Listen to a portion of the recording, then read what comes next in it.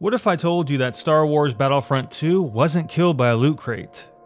I gave Battlefront 2 65 hours of my time and I regret it. In fact, I do regret buying it at all. When the Hollywood-style graphics and the Star Wars charm wear off, Battlefront 2's true colors come out. It's just a crappy video game. The avalanche of controversy surrounding paid progression and microgambling may have mortally wounded it, but something else killed it. Battlefront 2 was killed by the player experience itself. At first I thought Battlefront 2 was a decent game, at least the multiplayer component. The rest of it was pretty damn awful. It was pretty easy to pick apart the story, the progression, and the storefront for being bad, for example. What's left is the core of the video game, and it's not very good. Laying down coverage mark. Battlefront 2 has a way of making people feel like it is because the presentation is so special. It's easy to salivate from the spectacle and the visual presentation of a photorealistic Star Wars game. The characters, they look real. The game sounds like the movies.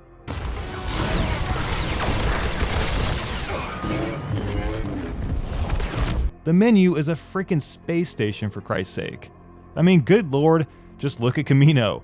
It's disgusting how good this looks. It's the most authentic visual application of Star Wars in a playable format. It takes you by surprise, and it sucks you into its atmosphere with its amazing visuals, Battlefield quality sound design, and stunning clarity. Just like 2015's Battlefront, it's hard not to feel excited buzzing around as a rebel pilot in an X-Wing or zapping people as that dirty little Emperor. But then something happens. Sooner or later, that all fades away. The nostalgia wears off and the bad player experience hits you. Battlefront 2's non-space combat is absolutely awful. I mean, if you like it, that's great, but just hear me out on this one. I have some major concerns here, the first being the absence of any skill-based gameplay simply beyond holding the trigger down. There's no skill involved in Battlefront 2, you point and you click. If you run into an enemy and drew your weapon first, you won. There's no room for mechanical expertise in a game where every weapon is pinpoint accurate. There's next to no bullet sway or bullet drop or recoil or anything. Yeah, I understand we're playing with lasers here, but it doesn't make sense in the context of offering compelling, skill-based gameplay.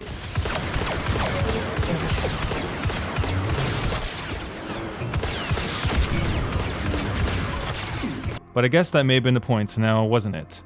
The original Battlefront games had better gameplay, not because the mechanics were any different or better, but because there was just more to do. In Battlefront 2, there's nothing else. The new Battlefront 2's multiplayer is about zerging people down like Call of Duty, or sitting behind a wall safely racking up points to get a hero units faster than everyone else. Back in the day, you played as a team and you played for objectives. It wasn't because they gave you points, but it was because it was core to the gameplay experience and it was because it was fun. You felt part of something bigger than yourself. Gone are the days of transporting troops to space stations behind enemy lines or incorporating actual tactics or strategy. Gameplay diversity has been replaced by corridors and choke points that players funnel through from point A to B to C. You simply pray to God that you live long enough to get a kill and not be killed. Gameplay has thus shifted from expansive war to solo confined style shooting. Every player has the same objective and limitation: run forward and shoot enemies. In Battlefront 2, people are in their own little world, like they're inside of a vacuum. There's no teamwork. Think about how that fits in with the original Battlefront games. It just doesn't. The original Battlefront games were exciting, dynamic, and epic. None of those words are synonymous with Battlefront 2 in 2017. The result is a game that gives players very little diversity, instead asking players to play by the number rather than to play to their own enjoyment. Matches in Battlefront 2 basically unfold in the same way due to this confining gameplay experience. Both teams slam into each other over and over in a tug-of-war format, like hordes of chimpanzees fighting over bananas. You run out and pew-pew until you die, and spawn with some people who you're supposed to group with, but you really don't, and then you do it all over again. Dying has no impact in this game. Battlefront 2 is the mosh pit of gaming.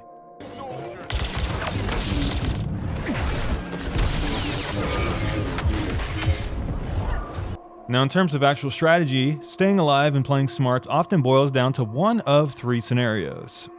You can attempt to flank players, but given the cramped level design and the fact that each map is basically a funnel, it's not an option half the time. Most maps are more narrow than they are wide, which adds to the problem of trying to get to an advantageous position.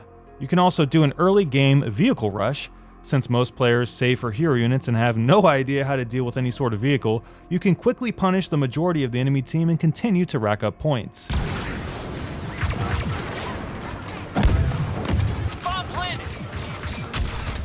Or you can do the self-sack ion cannon rush, praying that you don't get shot down before you pick it up. So every match ends up the same way. 3 or 4 people with all the kills dominate a mob of players continually throwing themselves at each other, because Battlefront 2 doesn't give any freedom within it to do otherwise. Battlefront 2's levels are actually quite big, but the fact is that you're only playing on a small subsection of the map at any point, thus making them feel very claustrophobic and restricting. Such close quarters begs players to slug it out in the messiest fashion. It's not until you complete one major objective that the next section of the map opens up, but once the second one does, it just moves the spawn point up, leaving you in the same small space just in a different area. The process of continuing to queue up for Galactic Assault soon gets very boring as you realize how unfulfilling the gameplay experience truly is. Battlefront 2's gameplay and design is too limiting, scripted and caged off to allow players to experience new and exciting things every single map, and to have the freedom to make their own fun. It's just not there. If Battlefront 2 had deployable vehicles at spawn points, skillful gameplay, and maps that did more to the objectives than simply funnel players into mindless Zerg scenarios, the game would be a lot more fun. Galactic Conquest would solve just about everything.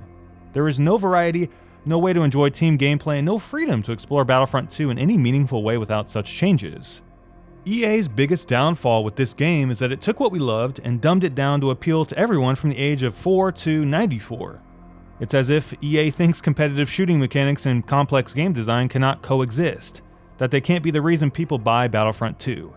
They have focused instead on disguising Battlefront 2 as an improvement over the first game, when in fact it's a simple redressing of the same dumbed down game we got 2 years ago. They threw aside the idea of ever delivering what fans actually wanted because that would have just cost them too much money. And that's the real reason why Battlefront 2 epically failed. The player experience itself was designed to fail. Battlefront 2 could have been the complex, epic, and mind-blowing game that we all wanted, but EA chased the money train instead. Goo-goo-eyed with greed, they designed a simple, eye-catching game that would attract everyone who looked at it. A game that would get the common, ill-informed gamer hunched over like a troll and drooling in anticipation, giddy to get their hands on a lightsaber. They would pick up Battlefront 2 and be shedding tears of joy when hopping into a TIE fighter, hearing the climax of a classic Star Wars tune as they blew up a rebel ship in a nail-biting finale of Starfighter Assault. They'd be so starstruck at how cool it was to swing a lightsaber and how real everything looked that they'd overlook its cataclysmic flaws. They wouldn't mind throwing a few bucks at the in-game store and wouldn't dare think about refunding the game that was designed to get them caught up in the moments of reliving Star Wars. In the end, Battlefront 2 wasn't just a black mark on the industry or a money-hunting exploitation, it was also a crappy video game.